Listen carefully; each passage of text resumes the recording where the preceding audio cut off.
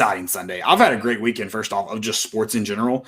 Today was one of the most, like, I don't remember a March like this in a while, where I had U.S. men's national team played at noon today. Vol baseball ended up doubleheader, I guess is kind of what you'd call it. Had to finish out a game that ended in a rain delay on Saturday night, which it ended in exciting fashion. Don't worry, we'll talk all about it. Then we had March Madness Sweet 16 games finishing up. We're actually, still watching one of those games right now, but it's just been a great day of sports. I don't remember one of these in a while.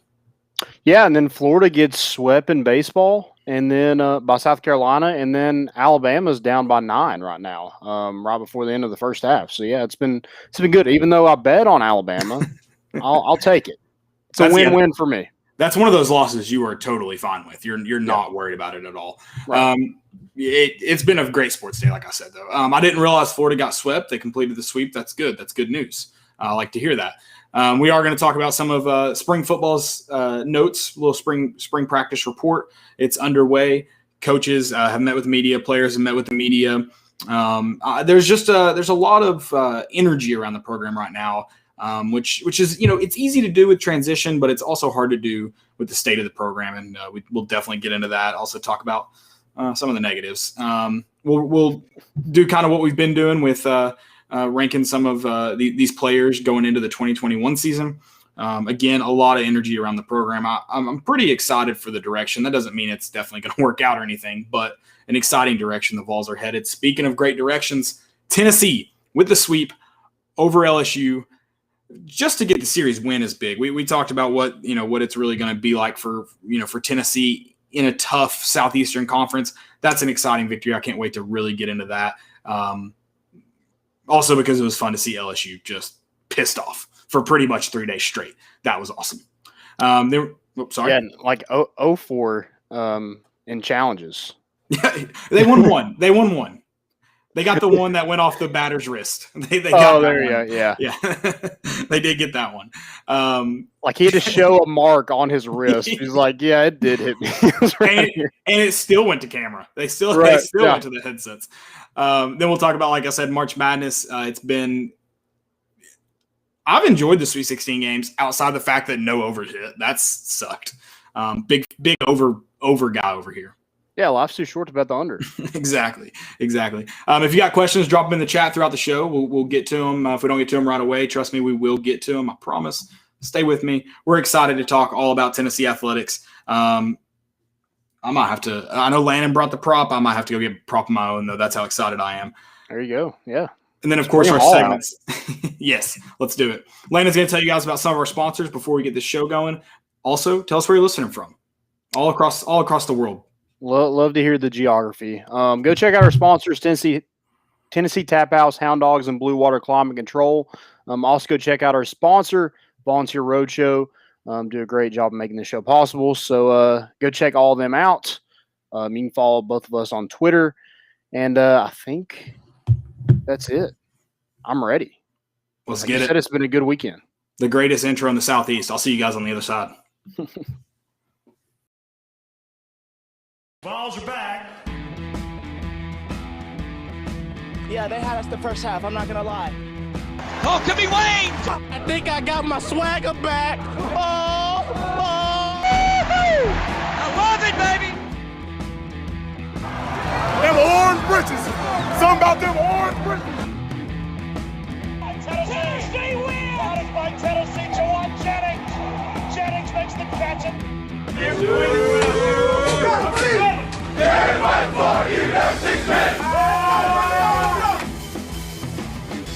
just won a basketball game, and we're very happy right now. I made up my mind. I don't expect to ever look back. I'm going to stay at the University of Tennessee.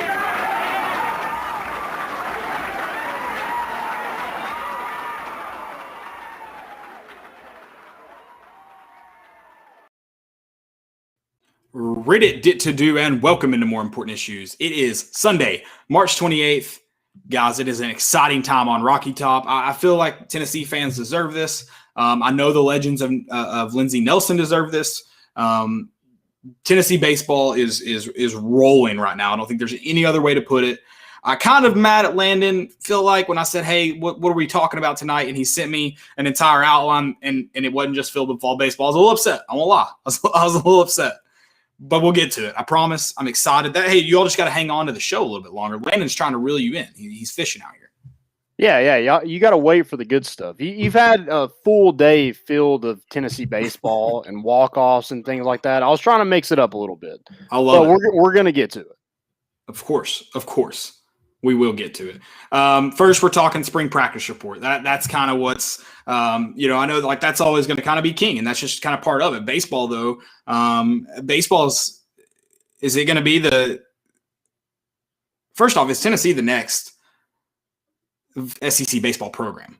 They're coming for the throne. Whether that's in Tennessee's hearts, because I do think we're a baseball school, especially right now. Or is it just the SEC baseball, like you mentioned? I think Tennessee is definitely on the rise. You kind of saw it this weekend going against LSU. I'm kind of just going for it. Now I didn't fill it up with Vol baseball, but I'm kind of just going for it. I like it. But a historic program like LSU and to finally get a sweep, not even a win. A win was nice on Friday night. That was the first. We were 0-8 against them in the last 8 games. So to get a win against them, get the sweep, the second sweep in Tennessee baseball history over LSU was huge. Yeah, and done in exciting fashion too. And Tony Vitello even mentioned how impressive the crowd was. With how, if you watched on TV, which I watched all 3 games on TV, I couldn't be there unfortunately. The crowd, like you could have fooled me. You could have been like, Lindsey Nelson was completely full this week, and I would have believed you. It was a pretty rowdy crowd. Yeah, the atmosphere is great. And, I went Friday night, and me and my dad were on the way back, and I was just like, we started going when Serrano was the coach, and nothing against Serrano or anything like that, but like the atmosphere, even with the limited capacity that you have now, it's still rowdier than that ever was. Right. Hey, one thing too, I think that helps it. That's probably a little like underrated in the sense, you mentioned coaches. Tony Vitello's kind of got that attitude. Like the team carries his attitude, and it kind of like that. We're the bullies, not the bullied, and I think the fans are kind of feeding off that energy a little bit too. Yeah, this team is kind of formed just like their head coach. Mm-hmm. Just passionate. Gutsy, fiery, however you want to describe it. This team's got guts. Tough, definitely tough. This team has guts. And if you want to say balls, they got balls too. And they're mad at them because they're hitting it all over the place. Right. Again, though, we'll get into fall baseball later on in the show. Don't worry, we've got a pretty good section of it dedicated to it. So stick with us. Let's talk spring practice though. That started this week a little bit later than originally planned due to some COVID situations there. But it is finally underway, and it's it's kind of tough to like be excited about spring practice, but new coach, new staff, new players, that'll kind of naturally bring some energy. So that's been uplifting in that sense. And I think that's gone a long way to get Tennessee fans excited. But yeah, I think, I feel hopeful now that, even more so now that they're on the field. And it's good to see that. I think the biggest thing right now is it's good to see the guys having fun. And I'm not like sitting here saying they didn't have fun under Jeremy Pruitt, because I'm going to be 100% honest. I don't know. But it is being shown that they're having fun. And I can tell you that they are having fun right now for sure. Whereas I'm not like, they were miserable being held against their wills against Jeremy Pruitt. I have no idea, but they're having fun right now. Yeah, I think with Jeremy Pruitt, that like his demeanor was kind of like, I need to fix my current roster instead of, fixing it like from the roster that you have. He wanted to get more guys. Like he spent all of his time recruiting. Mm-hmm. And I like kind of Josh Heupel's approach. It seems to, he's going to, for one, this is probably the most talent he's had as a head coach. So I'm sure he's excited about that. But he just seems to be, focused on, the players having a good time, the players learning the system. it just seems like both sides are really excited and not just like Jeremy Pruitt's coming in trying to recruit over me. Right. Yeah, I mean, I don't know where that stands as far as, I mean, yeah, definitely a different mentality that Jeremy Pruitt took in terms of, yeah, there was a ton of focus on recruiting. And before he left, he was able to put together a pretty good class, that was there supposed to come in. So, I mean, yeah, I don't know what that, means for I don't know what that means, honestly, but in terms of having fun. But it's good to see them obviously having a good time. As far as football goes, all we know is kind of what the coaches have said. There's not anything else to really go off of. I think the most interesting comment for me is kind of like Jalen Hyatt, because I think you saw a ton of Golish that made the mention that he's still a young pup learning, and I think that's pretty interesting because he had some moments that he balled out, like you saw sparks of some really good stuff, and so if they're able to kind of harness that and get him from a young pup to a dog, I think that's really, really positive, and it makes me really hopeful for, some of the talent on the offensive side of the ball. Yeah, and he kind of mentioned a lot of those, I guess they're sophomore or redshirt freshmen, wide receivers, whatever they are, guys in that 2020 class. 2020, did I give it like 3 20s? Yeah, there were a lot of 20s in there. Man, 2020 class. Those freshman wide receivers last year that, we saw Jalen Hyatt, but we didn't really see, Jimmy Holiday, Jimmy Callaway, and Malachi Wadman. But Golish kind of mentioned all those guys and, how they are still learning and how they're learning from Bayless Jones Jr. And, I think this program is going to this should be wide receiver U, because that's probably the most talent we have on this team is at wide receiver. I mean, just looking at the past, but yeah, definitely going into this season, it's going to be almost like a necessity. Like you're really going to need to lean on that. I thought last year you could have leaned on that unit if you just found more creative ways and better ways to get the ball in their hands, or just put them on the field would be helpful too. Or just getting them on the field definitely would have been nice. But I think, I agree.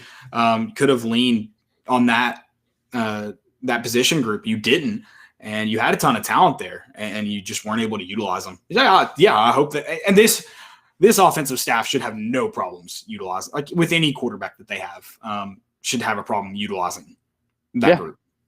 So a couple of things I want to mention. We saw the roster, and obviously there's no Henry To'oTo'o, Kavaris Crouch, but there was one that really surprised me, and that was Sean Schamberger. Not really because of, maybe he wants a new scenery, and I get that, whatever. But he wasn't a Jeremy Pruitt recruit, so that's why it kind of was weird to me that he was just looking elsewhere, I guess. And maybe that played into it. You mentioned kind of weird, but also this would be his second coaching change. Yeah. So, yeah, I mean, maybe he just wanted to change the scenery. I don't know what the issue with that was, but, you would think that he would – I don't know. I really don't know. I thought he would be a focal point in that defense. Right. So – yeah, I was pretty excited for Sean Schamberger too. I thought, he was. I mean, he's definitely gonna. I mean, he's gonna be one of your older guys. That bare minimum, he's got some seniority there. But I mean, I thought he played well too. And it's definitely a lot. I think the whole defense, honestly, a lot of question marks. So I thought it provided some sense of comfort, I guess is the right word. At least took maybe one question out of the equation, and now with him leaving, not that there's not talent there. You've got some guys that could play, but yeah, you definitely would have rather had someone that you seen get some significant playing time rather than not. Right. And then you have D Beckwith is still running back. Are you surprised by that? Yes and no. Yes, I'll start with no. No, I'm not surprised because that position group lost everybody that has experience, at least at the University of Tennessee. Mm-hmm. So outside of Jabari Smalls, who had 10 carries last year. If that. Yeah. D. Beckwith had what, two for like 17 yards, like piece. So no, I mean, I think they're going to probably try to find someone there that can do it. And that if Ty Chandler or Eric Gray were here, I could probably see D. Beckwith maybe looking, them trying to find a place to get him on the field. And then I'll kind of go to why I am a little bit surprised. I think D. Beckwith could be a really, really good tight end in Josh Heupel's system. And so like if he gets moved there, I won't be shocked. Yeah, there is like 4 running backs out of that 2020 class, with Jabari Small, T. Hodge, Laneith Whitehead, D. Beckwith. So I don't think all of them stay there, but I'm kind of with you. If there was one to leave, it would probably be D. Beckwith. Probably Laneith Whitehead would probably be my first, but I mean, a guy that you're going to utilize in your offense would probably be D. Beckwith because you're so thin at tight end. And I don't know, like there's not like in this offense, I don't see Austin Pope being a focal point. Not saying he can't. It just doesn't seem like a great fit. Right. But, I think D. Beckwith would fit that mold a little bit better than Austin Pope. But who knows? Alex Golesh said that he was really impressed with Austin Pope as a tight end. So, maybe he can. Yeah, and maybe that keeps D. Beckwith from moving, moving there. You've also got some other tight end options. It's not like Austin Pope and that's it. There's some other guys there that have a little bit of experience. Jacob Warren, he met with the media, didn't he? So, I mean, and then he's older, and he actually made some catches at the end of last year for some reason. I'll never figure out the play calling at the end of the season or during the season ever. But yeah, I mean, I think there's so that could keep D. Beckwith at running back longer. But I think too, you have Jabari Small, Tyon Evans, but I mean, Tyon Evans has only been with the team since January, so he's not going to necessarily get more touches than D. Beckwith right now in practice, who was at running back and on the team last year, even though it's a new staff. And Tyon Evans comes in and he's going to be the oldest player there at that position, which is crazy. But he comes in as a JUCO transfer, and like you said, you lost pretty much everybody that had any kind of experience, and you're left with a bunch of sophomores, pretty much, right, and freshmen. Right. I think that could be like one of the more underrated groups on the team. I think there's a lot of talent there, and then I think judging by Josh Heupel's track record with running backs, I think they can be utilized in so many different ways. You don't need you're not sitting here going this, and that's how the Cody Brown news shocked me. Honestly, is just because Josh Heupel's had success with several different prototypes of running back. He's not just using a bruiser. He's not just using a short guy that can get out into space and be quick. He's had success with several different types of running back. So I think they can kind of mold what they need to. So I think that, and then there's a lot of talent. I don't think it's just you got an underrated guy in there, find a way to use him.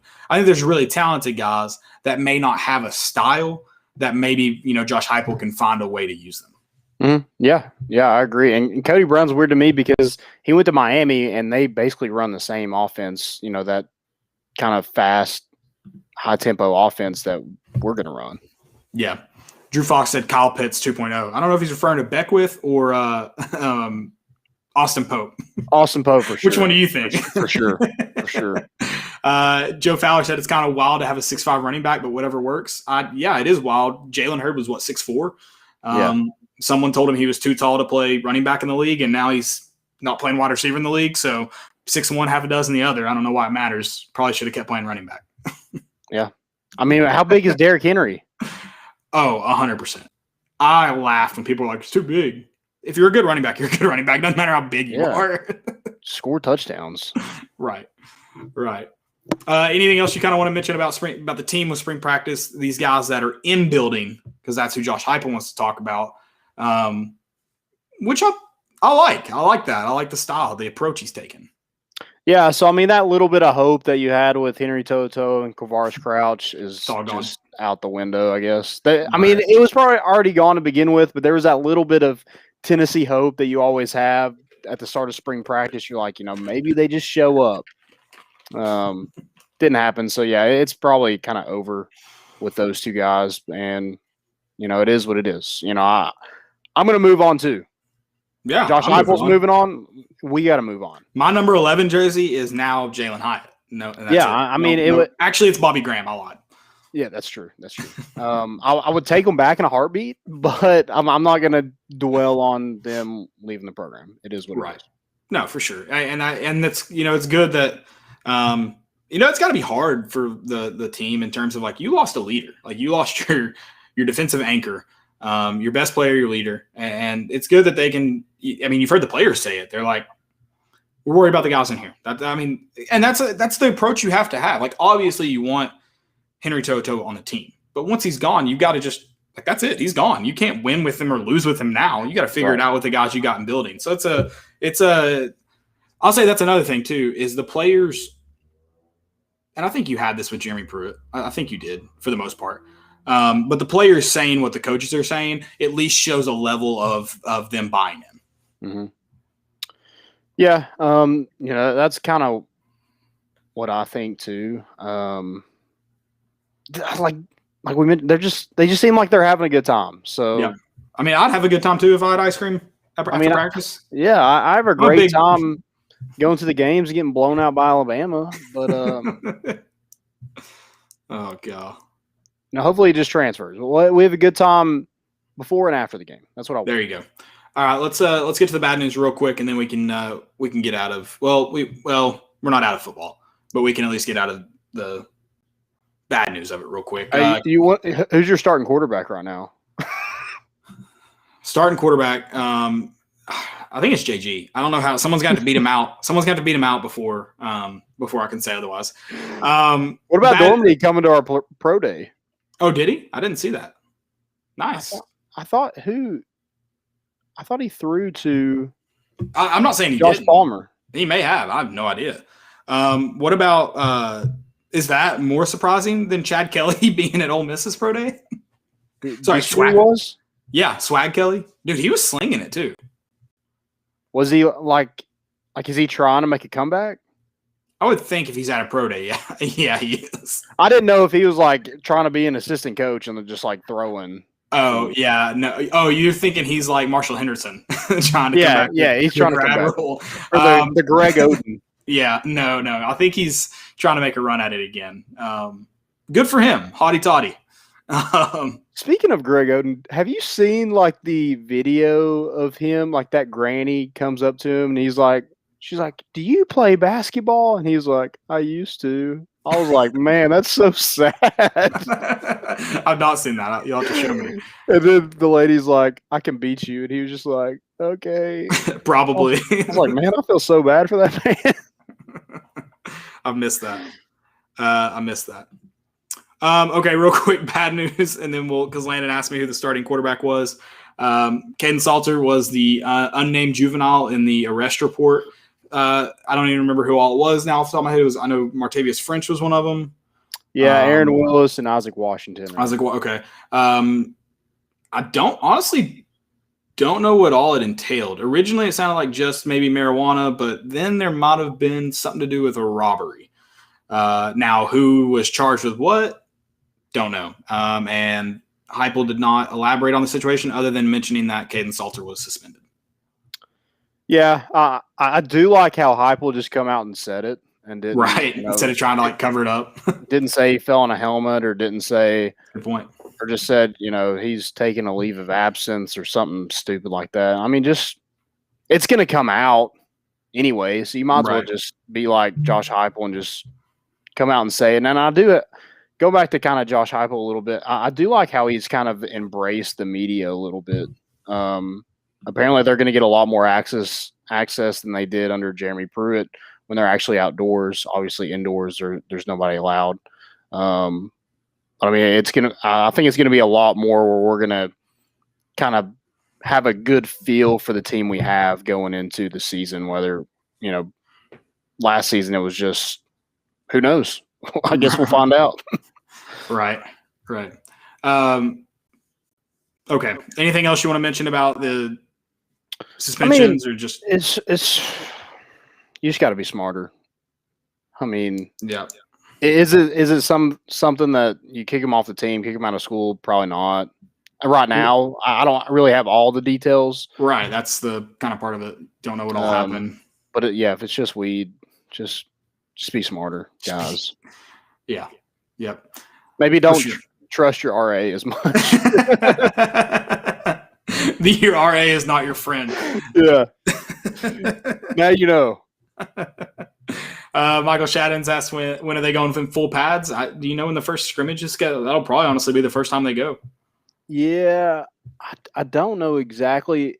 I'm sure they'll do a couple more days, and they'll probably go shells and stuff like that, and then go into full pads. Or I don't know how Heupel practices either. He might not ever go full pads. He might not believe in tackling drills. I don't know. I hope so. Me too. I don't want to go back to like the 2007 team that Tennessee couldn't tackle for whatever reason. I'm out on that. Job last year either. That too. But I remember, I think it was like 2007. It might have been like 2005. It was an odd numbered year. I remember that. Don't ask me how. I just remember them like literally not – like we might have not registered a tackle the entire season. It was awesome. Cody Branch asked, will there be fans at spring game? I believe so. I can't imagine there wouldn't be since there were at the fall games. I think they'll probably say it's a limited number, like 50%, something like that. That'll be more than enough to like for the fans that want to go to the game. That'll be more than enough. Yeah. So, yeah. I'm excited. I hope, I think it's April 24th. I hope it works out. I'd like to go to the spring game this year since I didn't get to go to a game. So no matter, I will be there for probably 20 minutes because those games are, dude, they need to go to playing like games. I don't know if it was just when I was younger. It was more fun because I was younger, but like orange, put them in orange and white, kick off and play. Like you don't have to do full special teams, but play a game. It's not that hard. Yeah. Don't do the, what's it called? The point system where they did. The Butch Jones one? Yeah. Good God. Like who wants to watch this? This is terrible. Yeah. It's the best part of the whole thing was like the quarterback competition. Right. All right, let's talk about some of our. I know we've been on this subject in off season because it's off season, but we'll keep doing it. Ranking top returners, so the guys that were here last year that we're excited about. Are we going to go quarterback? Or are you just skipping over that? You don't want to cover the quarterback? Did you put that in there? Did I miss? No, it? I'm just asking you who your starter was. I said JG. But if you're gonna make me give a real answer, I've got a. Someone mentioned, I don't know if I can find the comment here. Someone said, Hendon Hooker. I think that's a real possibility. Hendon Hooker being the starter. Just him having experience. He's a pretty talented guy. I think he'll be probably your day one starter. That doesn't mean he'll start the entire year. Anything like that. I can't imagine this Caden Salter situation is good for his relationship with the coaching staff. Not off to a great start. And that probably puts him behind, whereas maybe he was in the race to be the day one starter. I don't know, but definitely put him a little bit behind. But yeah, I think Hooker would probably be mine as well. I think Bailey's a dark horse. I think Bailey would be my second. Yeah. But Hendon Hooker didn't transfer to sit. So that kind of leads me to believe he's probably your starter. But hey, maybe it's Harrison Bailey. I don't know. The guy does know how to win. He's won a lot of games. I think Bailey is I think he's my second option, but right now I think with everything I know right now, I think I got to go with Hooker. Yeah. So, we had someone mention Joe Fowler mentioned Hooker season. Drew Fox maybe mentioned Hooker. So I think that's maybe the favorite too. Maybe the favorite. So what's up, Chris? Good to have you in. Hooker season. Yeah. Gotta be careful using that. Good to have you in, Chris. Yeah. How about them baseballs? It's been a good day. Hired Josh Heupel, not Hugh Freeze. Whoa. Cease and desist. Whew. All right. Let's get into some returners. Bayless Jones Jr. He's a returner. He's a returner. Yeah. Yeah. He's the only one. So that's it. That's all we got. Great. He's a returner. End of segment. He's a returner I'm excited for, by the way. I think for the fact that he's coming back, that excites me alone. I'm not saying he would have gotten drafted or even, made it on an NFL team, but I figured after not having a great season, the team and him, coaching change, all that, I thought he was as good as gone. But I think just to get that speed back, having a special teams guy that can, because special teams can change the game in the matter of seconds. I mean, any play can, but especially special teams, when you just need a fast guy. That's it. You just need a fast guy. Yeah, and having a guy like Mike Eckler. Yeah. Oh, yeah. I think that makes a huge difference too. Oh, I mean, a guy that's dedicated to it that, wants to do it. Yeah, that helps. But yeah, I am excited for Velus Jones Jr. So I didn't have that one kind of ready, but I'll throw it out there since we're talking about returners. So is that your top one?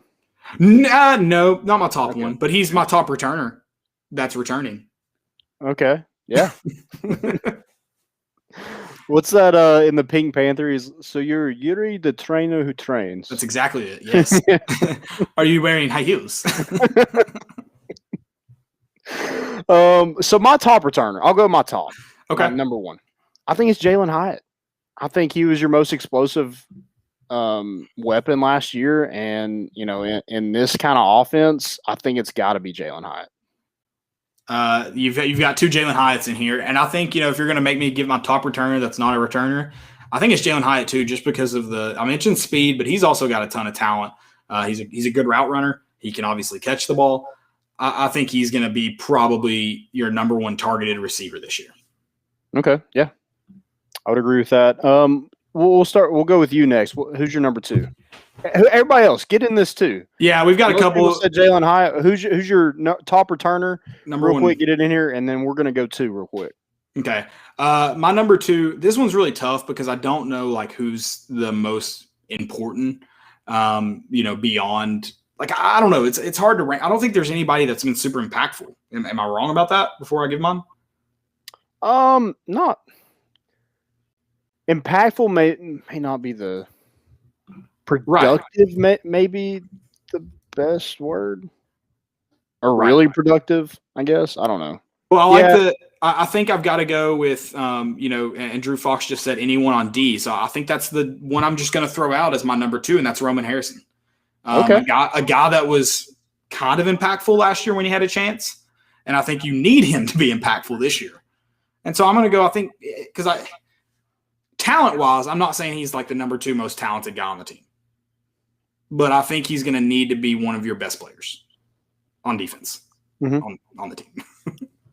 I'd agree with that. My next one is going to be Alontae Taylor. I think from a leadership standpoint, you've seen the flashes. I mean, he has all the athletic ability in the world. He just, the consistency is, what's kind of got him in the doghouse a little bit. So I want to see better consistency continuing with that leadership role.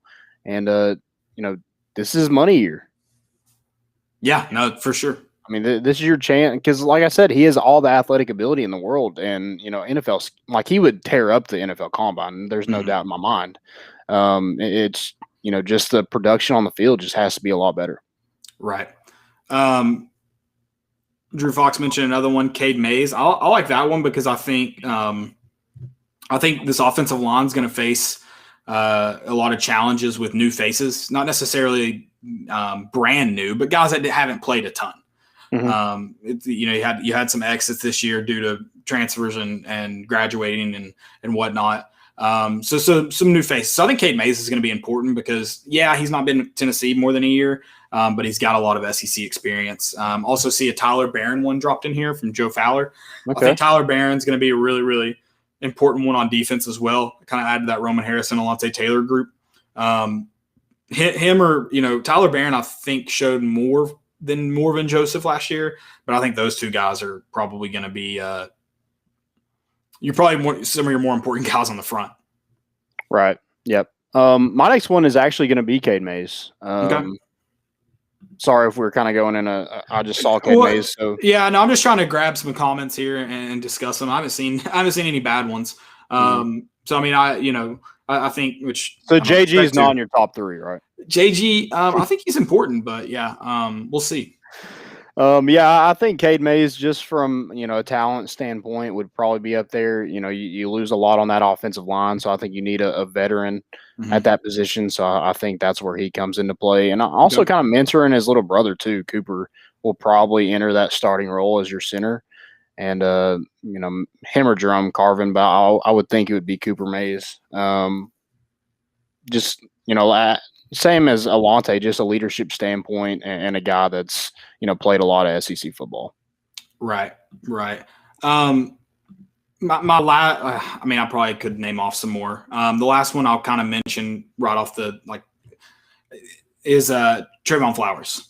Okay. Yeah. I thought he did a ton of good stuff in the secondary. I thought he was great in run support, could have been better in pass defense, but I think he's going to help this team out a ton. Talk about losing Schamberger. I thought that was a guy who helped the team a ton up at the line of scrimmage. But yeah, I think Trayvon Flowers is going to be a key guy, especially being very, very thin in the secondary this year. Yeah, and a guy that's had a ton of injuries in his career at Tennessee. So hopefully, just another season, another off season, getting to full health and things like that will really increase his production. JD Nobbin. I wasn't going to read it out loud. I just thought everyone needed to see it. So I like it. Yeah, it was a great comment. It's true. It's true. I don't think it's so much him being on the field that's the most important. I think it's him being unavailable to be on the field that is the most important. Right. So apparently the whole coaching staff watched every bit of tape from last year. Do you not think that offensive staff was like, what the F? Holy hell. Why are they throwing this guy out here? They had to be terrified of what they were going to walk into the first day of practice. Oh, yeah. They had to be terrified. They're like, dude, this quarterback room is going to be terrible. Yeah. Had to be I don't know. I don't have a good if I was Josh Heupel and that offensive staff, I would, use that as leverage to get a bigger contract. They're like, dude, look what we have to work with here. I like that. Chris mentioned, I feel like Banks has to be up there. I think Banks is going to be really, really important. And unfortunately, it's not necessarily because of how talented he is. It's more so how thin the defense is going to be.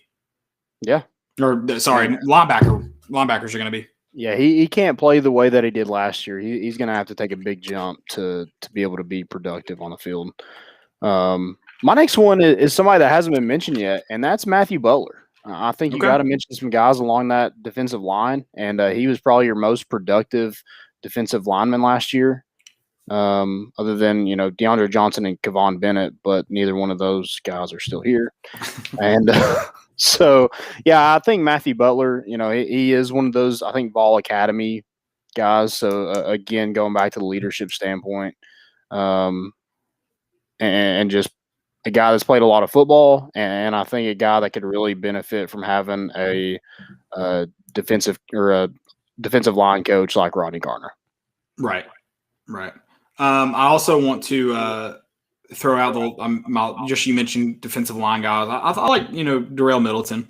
I thought he showed again flashes. Going to need him really to put together full games, full season. Mm-hmm. But I thought he did a lot of good things but the last 2 years. Honestly, I thought he's done some good stuff.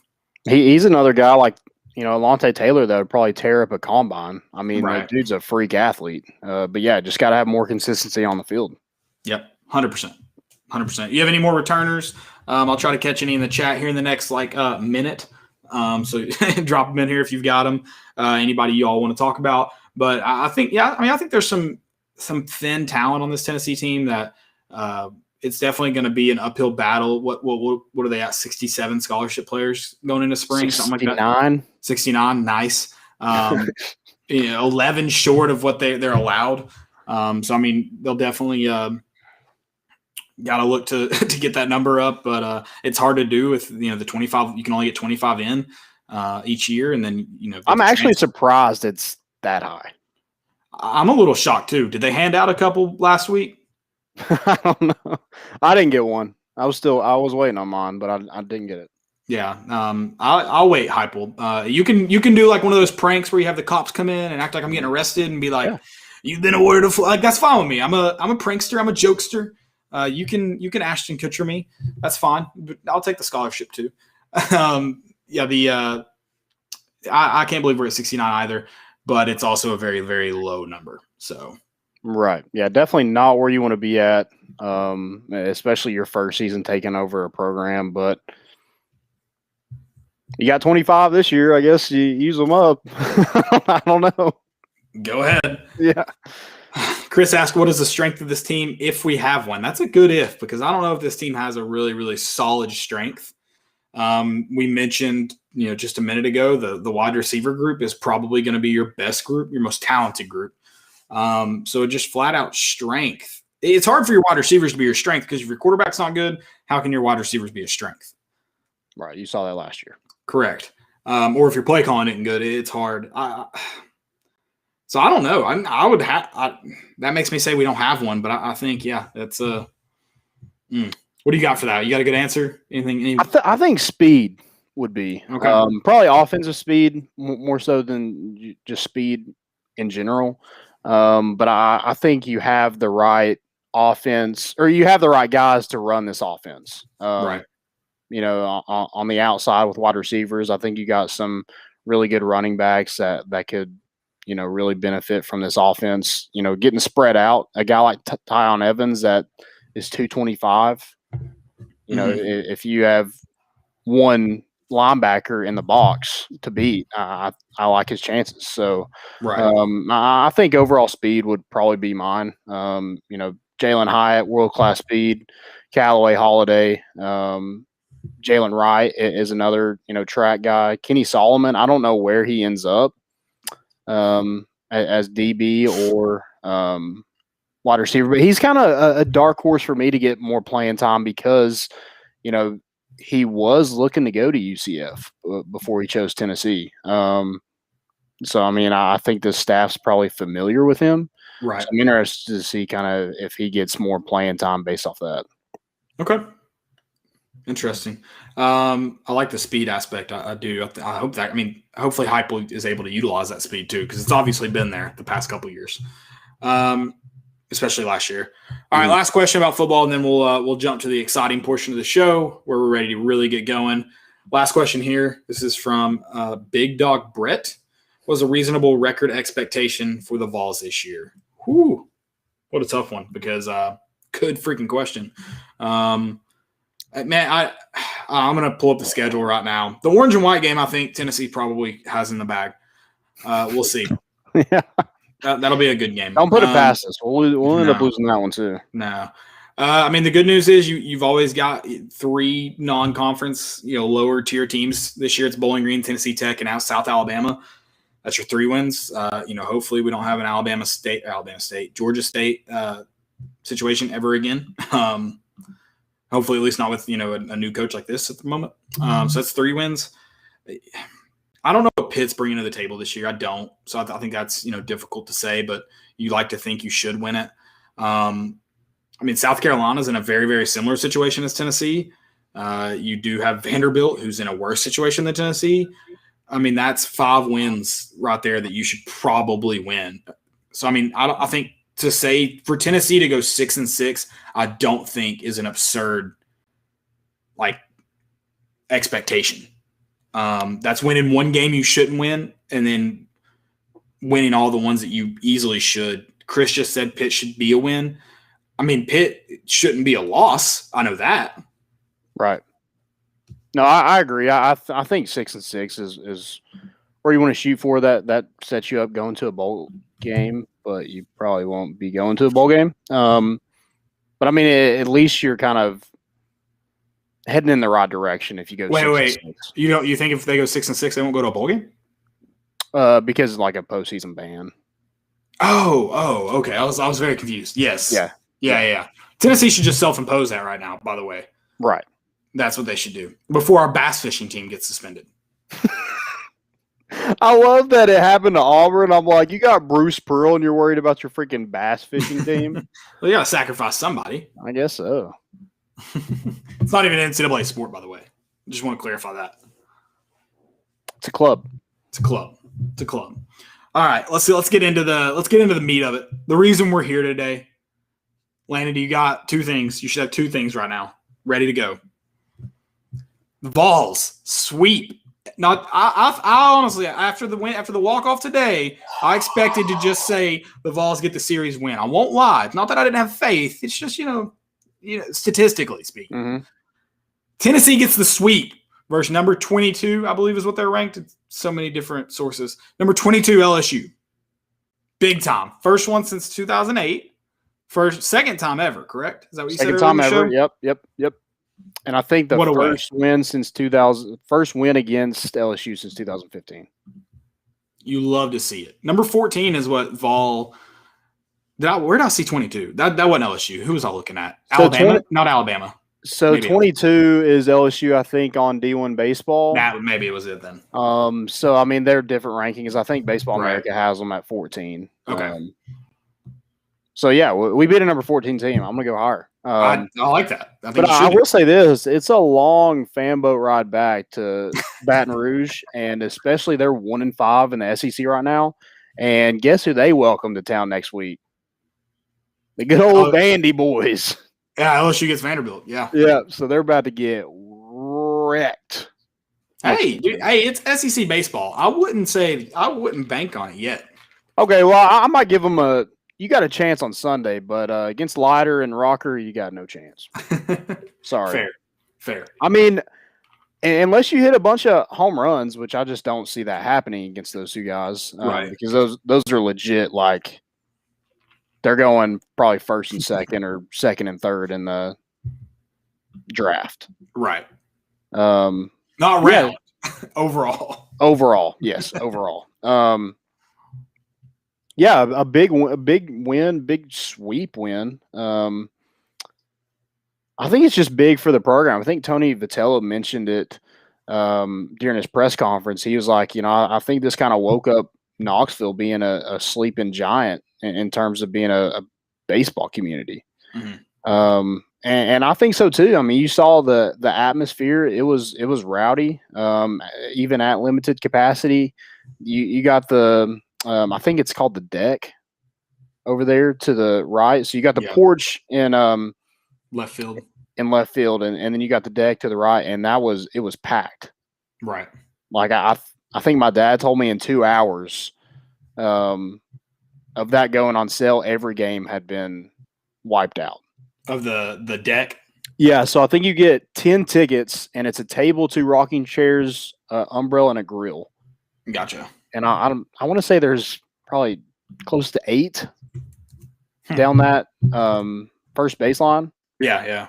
And it was freaking packed. I have a picture of it. I'll have to send it to you and show you just how packed it was. But I mean, just the atmosphere was great this weekend.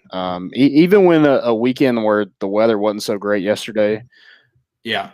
It was still pretty rowdy in Lindsey Nelson. The weather pretty much the whole weekend wasn't very cooperative. So I mean, just first off, for the teams to get it in, it's pretty crazy. Thank God they did move to a turf field. Tennessee probably wouldn't be playing at all this week with how bad the weather's been. A lot of areas of Knoxville flooded. So if they had their normal grass and dirt field, Tennessee probably wouldn't be playing. Who they played this Tuesday? I had it. Well, Western Carolina. Yeah, they probably wouldn't be playing that game either, let alone the 3 games this weekend. Right.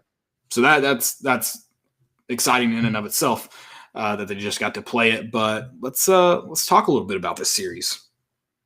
Yeah, so I think it's a series where Tennessee just wanted it more. Mm-hmm. I mean, they got out hit. I think LSU hit 5 home runs on the weekend. They got out hit 31-20. They had 17 hits in that Saturday game. Ended up winning that on a walk-off. But I think, we said it earlier, this baseball team is just taking the form of its coach.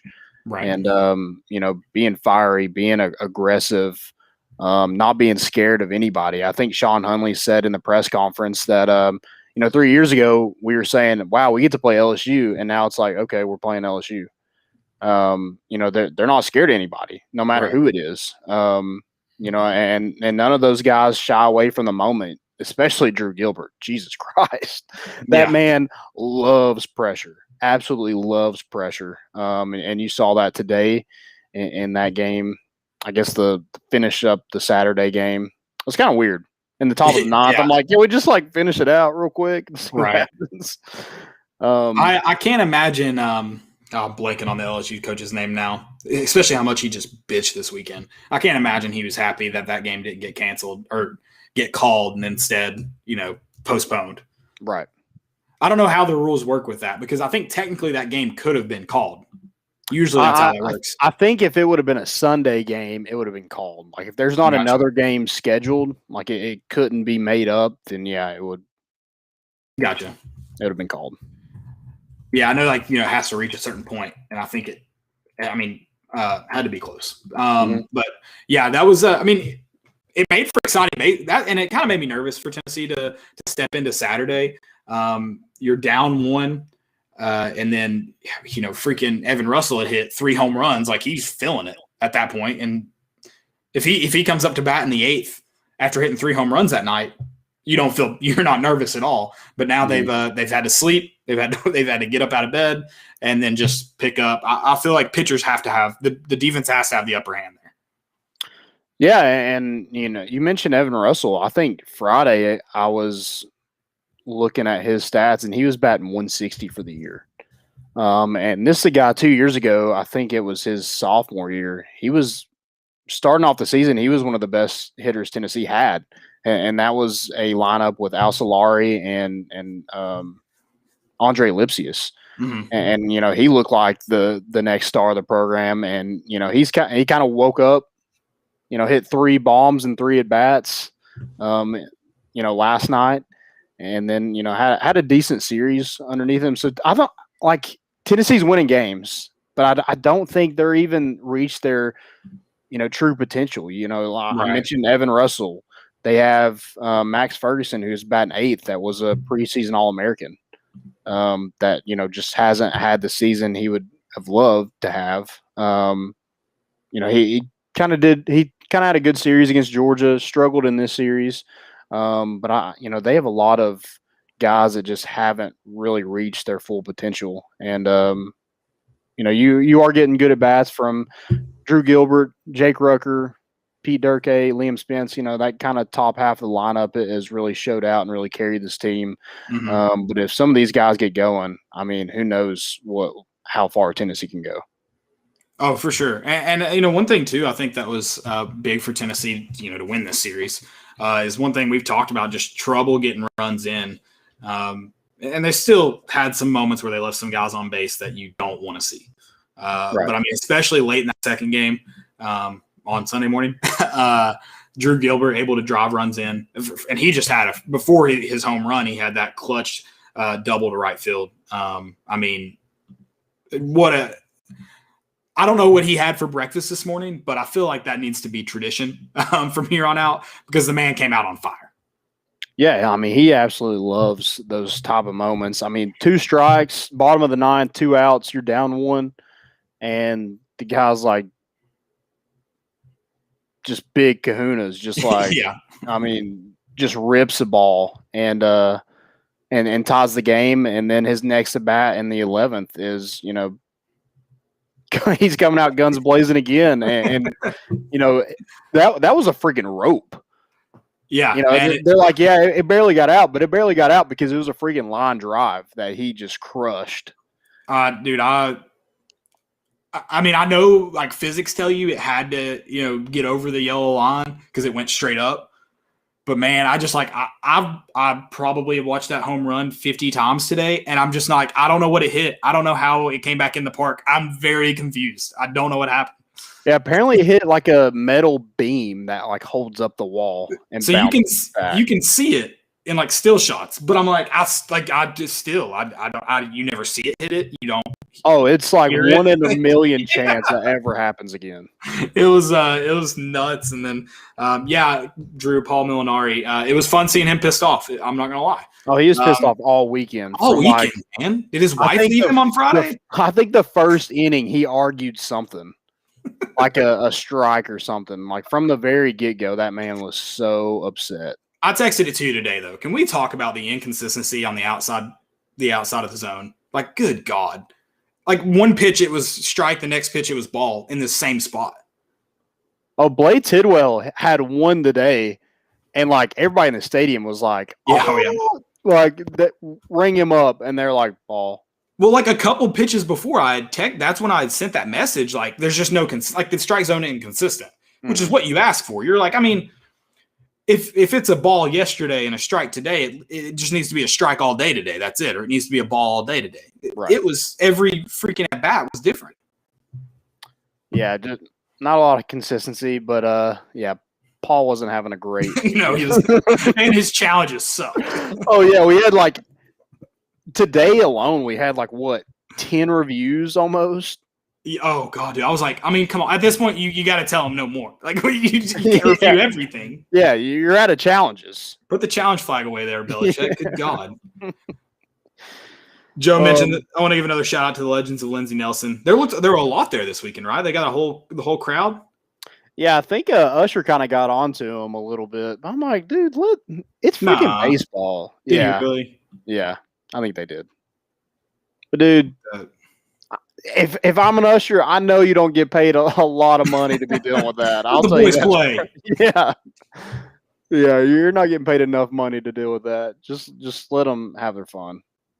I mean, they gave Trey, dude, that kid Trey can, Morgan. That kid can play though.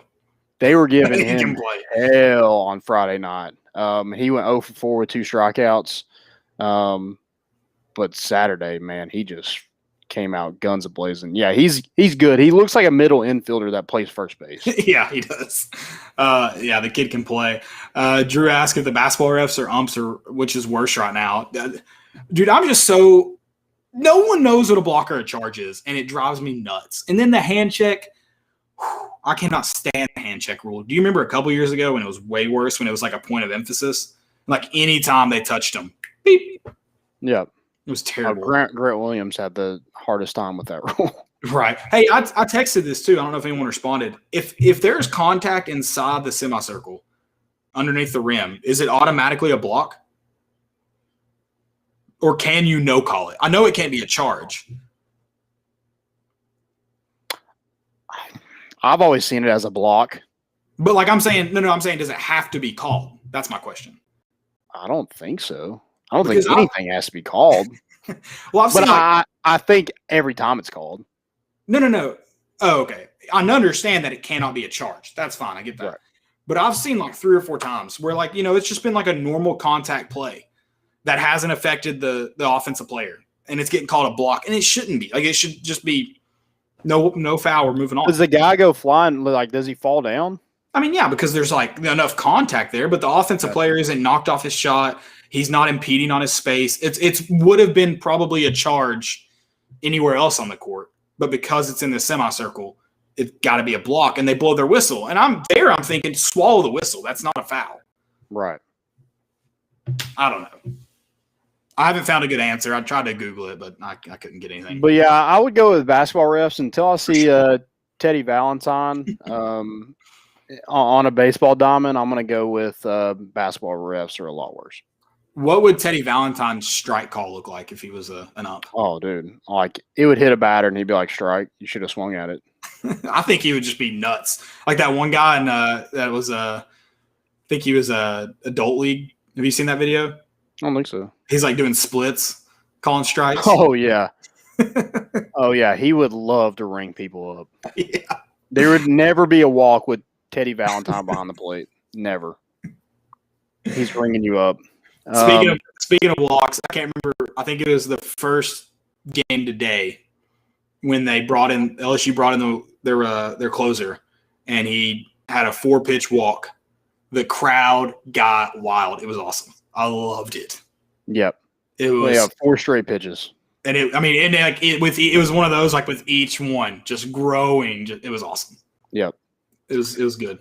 Yeah, you got some huge performances from guys this weekend. I'm going to give a shout out to Chad Dallas. I mean, he absolutely shoved it on Friday night. He pitched 7 innings, 5 hits, 1 run, 11 strikeouts, and I think that 1 run was a solo shot. So just pitched his guts out, and really jump started this whole weekend with his performance on Friday night. Because their starter, he's going to be a major league guy. Their Friday night starter. I think Marceau is how you say it. He's got that AUX AUX Classic LSU last guy. name. Yeah. He was destined to go to LSU.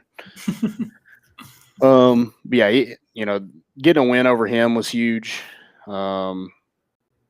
Gilbert, had 2 RBIs in that game. Mm-hmm. And then Sean Hunley played in all of them, didn't he? Yeah. He's like, man, I'm wore out. Yeah, he got a save in Friday and Sunday, right? So Saturday he got the win. Yeah, because he was pitching. Right. And then he got the win on today too. Oh yeah, he did get the win today. That's right. I forgot Tennessee came from behind there. So Sean Hunley's coming in cashing checks, getting the stats. Love to see it. Love to see it. Evan Russell, first Tennessee player to homer 3 times since Cody Hahn did it. Cherokee for life. Soto, baby. So and then Drew Gilbert was obviously the hero for what he did. Everybody saw it. Everybody knows the dude is just different. Who's that? Drew Gilbert. Oh yeah. Does he? Who gets the daddy hat for the next series? Is it Evan Russell or Drew Gilbert? Man, that's tough. I mean, Drew Gilbert has to get it. He won the game. But you're not in that position if Evan Russell doesn't do it. He does too. But hopefully it's just a jump start to Evan Russell and really gets him going, because if they can get some production from the bottom of the lineup, I think this team is pretty scary, because Liam Spence and that top of the lineup does a great job of getting on base. We have so many runners left on base is because we're just struggling at the bottom of the lineup at times. So hopefully that gets them going a little bit. And I mentioned, we're just gutsy. We make pitchers work for everything.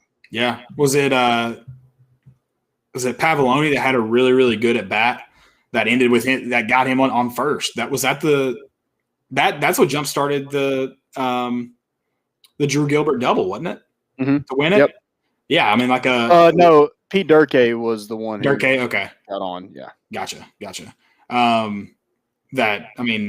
He had a freaking heck of an at bat to just get a single. Yeah. And really fought to get there. And I mean, without that, you don't have the winning run. Yeah, I mean, we make pitchers work. We're going to try to get to their bullpen as soon as possible. Make them throw a lot of pitches. We might give up some strikeouts here and there. That's kind of been an issue with leaving runners on base. It's usually because strikeouts, but we're making pitchers work for it, and we're drawing a lot of walks, getting guys on base. And Tennessee just playing that small ball. They don't have where everybody in their lineup can hit a home run at any moment. Maybe they can, but that's not really Tennessee's cup of tea. It's LSU, and you saw that this weekend. But yeah, huge win. Got the sweep. Got the brooms out. It's messy. And we head to Tuscaloosa, which, we need to take a broom there because it stinks and it's gross. Necessary. Yeah. Yeah. Take those brooms to Tuscaloosa, clean that up a little bit. Exactly. Let's all right. First off, great win for Vol baseball. They take on Western Carolina first Tuesday and then head to Tuscaloosa. Hopefully, so this is the first time since I need to pull it up now. I forgot it. I mean, first time in a long time. I won't give you the exact date that Tennessee started off the SEC schedule with 2 series wins. So how long has it been since they've gotten 3 series wins to start off SEC? Shoot. Yeah. I don't know. You're gonna have to really go into the record books for that one, huh? Yeah, you're gonna have to go into the archives and really search for that one, because I don't have the answer to that. But man, 5-1 the SEC. That's against 2 good programs too. It's not like you beat Kentucky and Missouri for it. 2 ranked opponents. Yeah. So it's good. Anytime you win in the SEC, it's good. So to start off this hot is great. And man, I hope I'm not jinxing it. I'm going to knock on wood. But, man, if Tennessee can host a regional in Lindsey Nelson Oh, that'd be with fun. full capacity, oh, my God. I don't know if you get to full capacity. That's the only thing that's going to suck. I don't know if it's full capacity. They sold some tickets this weekend. They're sold out very fast. But, hopefully they're opening it up a little bit more. Gotcha. Yeah, maybe not get the full capacity, but, right. It'd be nice to kind of get back to normal, I guess, which it's not normal because Tennessee really hasn't, like Tony Vitello said, it's like waking up a sleeping giant. Tennessee fans really haven't been that interested in Tennessee baseball because the program hasn't been that competitive. But the fact that we're getting to this point, I think people are really starting to buy in. Yeah, no, I think it's Knoxville's definitely picking up on it. Maybe a lack of, because when we started doing this, we were like the only, us and like Rocky Top Insider were the only ones that covered Tennessee baseball. Oh yeah, now everyone covers it. Right. Yep. It was a fun day on Twitter, that's for sure. For sure. So, according to Ben McKee, this is the first back-to-back series win to begin SEC play since 2001. Wow. So got to be a long time for 3. Maybe it was 2001. We can go back and look at that season maybe. And see. So you didn't even do that when you went to the College World Series. Yeah, exactly. In 2005. Yep. Whew, let's see. That'd be fun. Let's do it, especially against Alabama. It'd be a lot of fun. Okay, I'm going to see if I can pull up that 2001 schedule, and let's talk a little bit March Madness. And that was Delmonico. Drew Fox mentioned or asked Delmonico era. Yeah, that was Delmonico. Yep. So, okay. March Madness. What's the I had to turn off the game.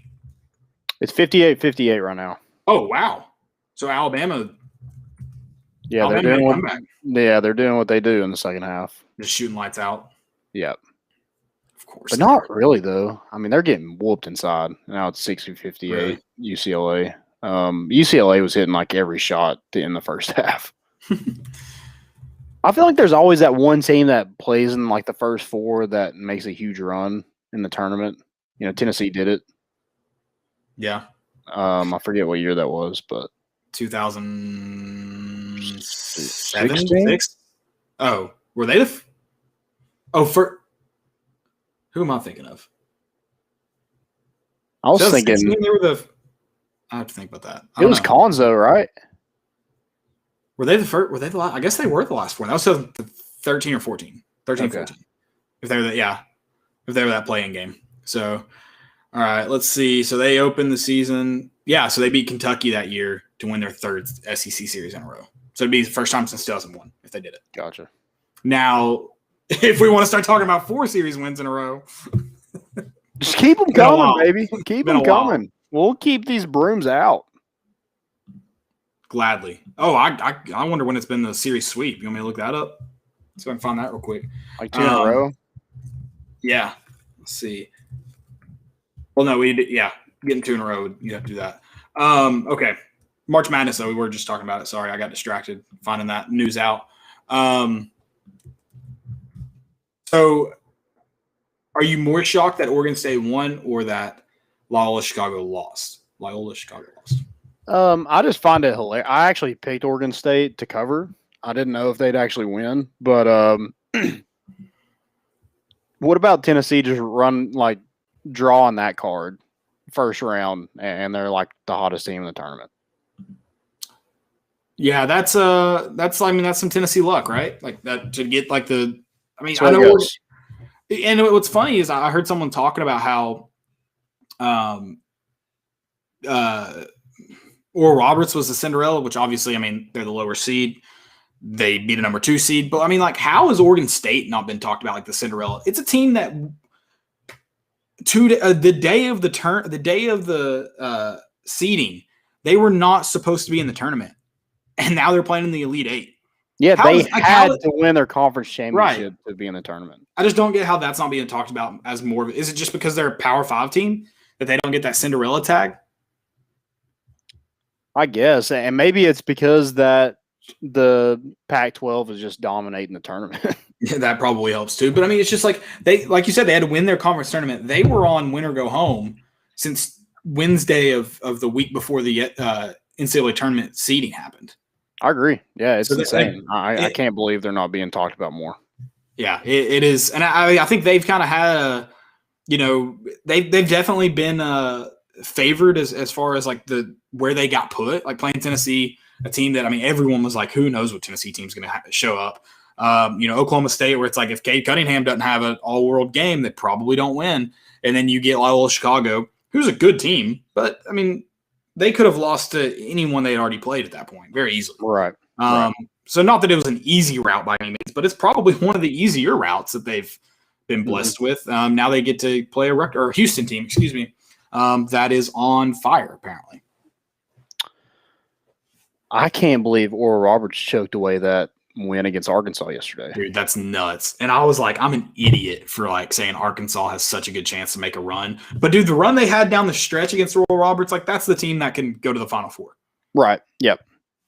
But man, they were up by 15 at one point, I think, and just choked. Even the last I don't think they lost the lead until 3 minutes to go. It was late. And then it was back and forth there at the end. Yeah. They had a chance to win it at the end. Yeah. Good Lord. I mean, that's heartbreaking. Yeah. We just got our brains beat in from the get-go. I mean, they're on their way to the Elite Eight and just choked it away. Yeah, I was I wanted to be right, so I was kind of rooting for Arkansas, but I also was rooting for I wanted to see all the articles about how Oral Roberts shouldn't be. Everyone's mad because of their them having just terrible opinions as a school organization. I was like, this has nothing to do with basketball. Why the F are we writing about it? And I wanted another week of that. I thought it would have been great. So I was kind of rooting for Oral Roberts for that reason. Yep. And then Syracuse, their run comes to a complete halt. Buddy buckets my ass. What was it? He's 3 for 13, 1 for 9 from 3. Oh my God, that's hard. It's like they got hit by a car and they didn't even know it. They're 5 for 23 from 3. And it's not like Houston had a great game. They shot 38% from the field. No, golly. And then, dude, Baylor just being Baylor. They didn't play necessarily fantastic, but they got to the point where they just went ahead and then suffocated them. So Gonzaga doing Gonzaga things. Yeah, they're so good. They are. But dude, that game looked like it was going to hit 200 points at the 10-minute mark in the first half, and then it just quit. Well, I know, the first 5 minutes of the game, I was like, man, Creighton might be in this. They haven't missed a shot yet. And the freaking screen was blocked by the weather. There were weather warnings or whatever. Mm-hmm. So I couldn't even see the score. And then I checked, I don't know, 10 possessions in, I checked the score, and Gonzaga's up by 7, 9. I was like, geez. And Creighton hadn't missed a shot yet. I was like, that's pretty incredible. Mm-hmm. The Gonzaga, I mean, it's going to be tough to beat Gonzaga. It's Gonzaga, Michigan? Or no, Gonzaga is the winner of Oregon USC. Yep. Michigan played well. They whooped Florida State. Yeah, they did. Why the hell is there a 9:45 game on Sunday? Yeah, it's so dumb. You just you move the games up 2 hours. The first game was at noon today, right? No, 2 today. 2 today. You moved the first game up to noon, and now you're playing the Oregon USC game at 7:45 and not 9:45. It's so dumb. You're not even playing in in the West Coast. You're playing in Indianapolis. I will not be watching that game. I'm going to bed. I'm sorry. As much as I want to. Sorry, I just turned on the end of this game because it's getting good. As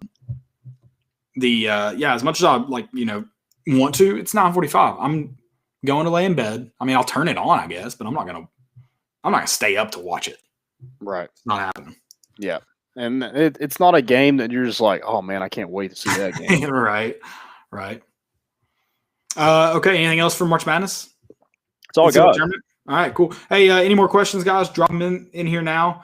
Well, I think we've gotten to most of them. I've gotten to all of them that I've seen. Did we get any tweeted at us? Anything you want to mention in these questions?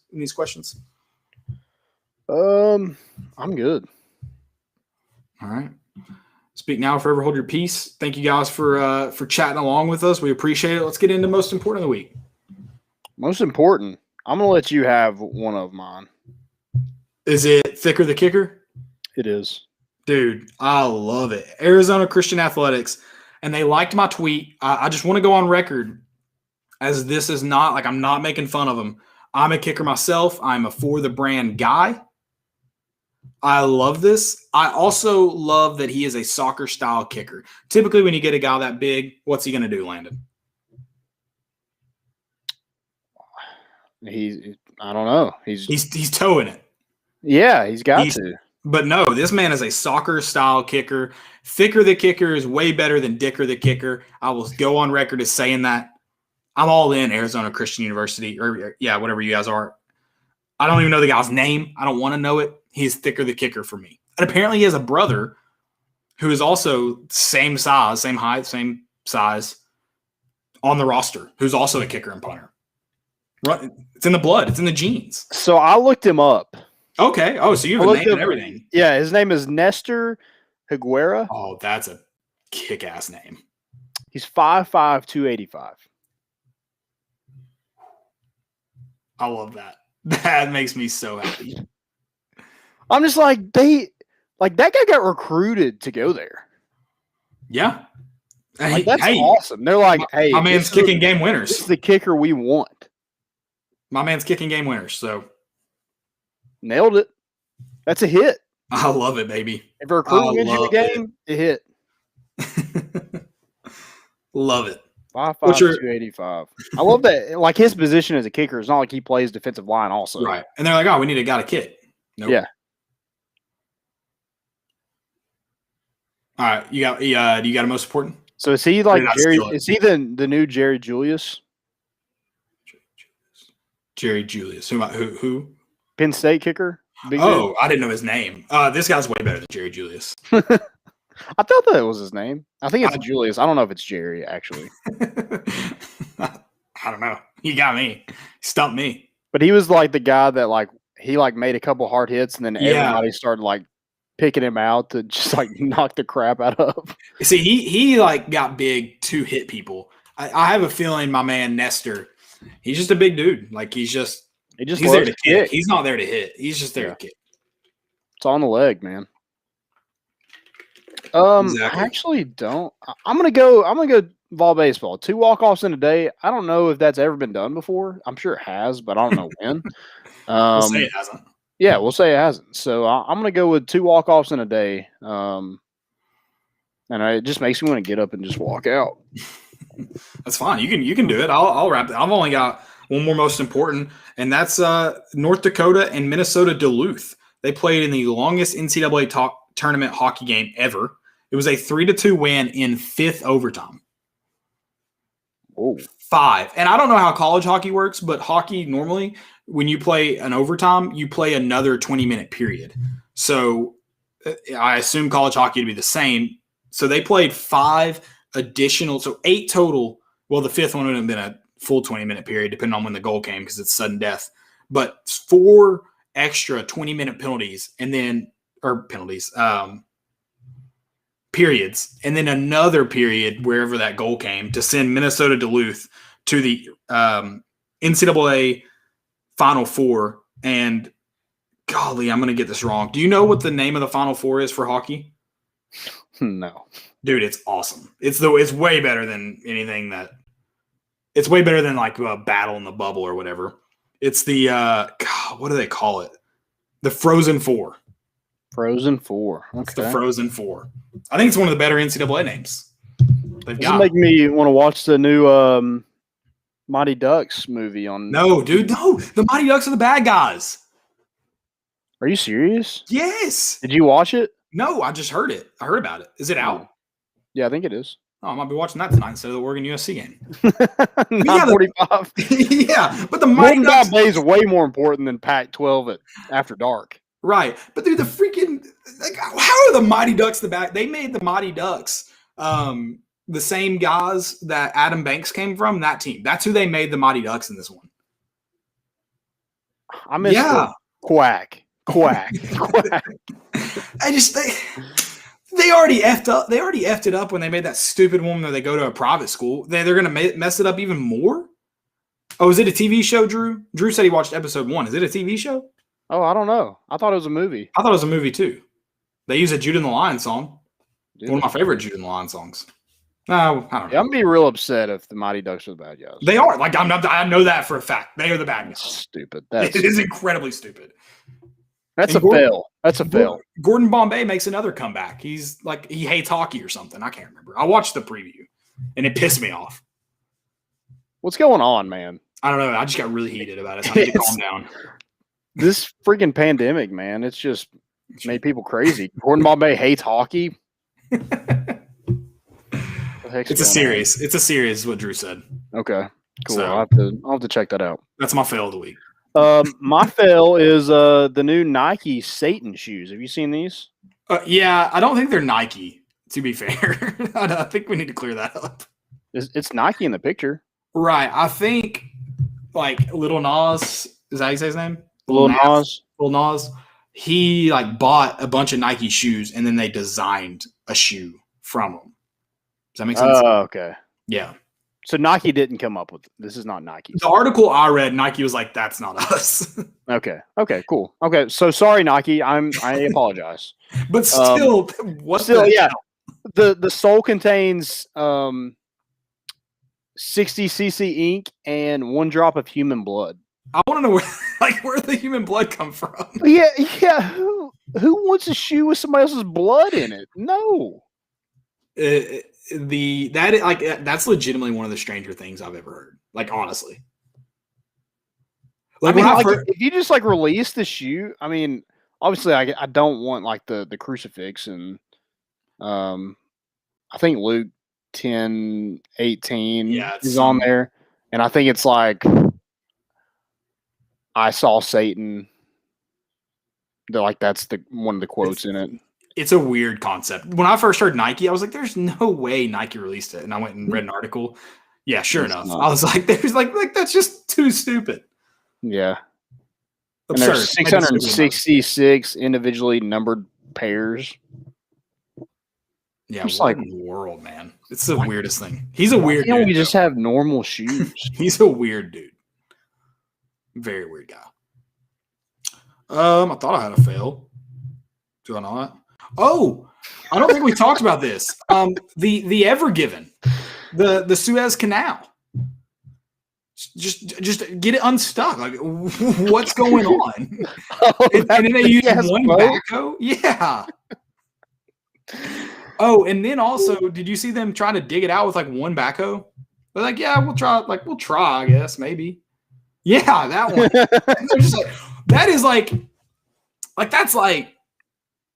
I'm trying to think of a really. They just made that to be a meme, right? That's like when my girlfriend's like, "Hey, go clean the bathroom," and I just like pick up things off the floor.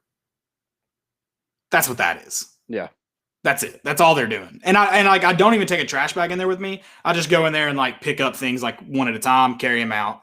Like, it's gonna take me a minute, and I'm not even gonna do a good job doing it. Right. So Raven just got a question. She just sent it. She just messaged me or she tagged me on Twitter. Can I just call in next? Yeah, sure. I wanted to bring that up. We need to make that happen, Drew. Yeah, we're gonna do a series called Drew Answers Our Questions. He's answered a lot of questions today. So I think one of Raven's friends said, "Why the hell is Landing holding a broom on live on Facebook?" You did hold that you held it for as long as Tennessee swept LSU. Yeah. That's how long you held it. Yeah, 3 days. 3 days and 3 nights. Hey, by the way, Landon's wearing the new baseball shirt. Yeah, go check that out. It looks fantastic. I think we're actually about to maybe get another order in. We're gonna drop another one? I think so. I think it's the right time. 5-1 in the SEC. You know, we've been pretty hot since the release of these shirts. You know, I don't know if you know that or not. Yeah, we have. I got another idea too that, it might be like a hot take of a shirt. I'll tell it when you get off here. I don't want anybody to steal my idea. I think it's a good one. Yeah. All right. Yeah, let's do it. I got a good idea for one. Well, I'm going to work on it this week. Well, we've had a lot of people ask about these that didn't get to order one the first time, so I think we need to do another one.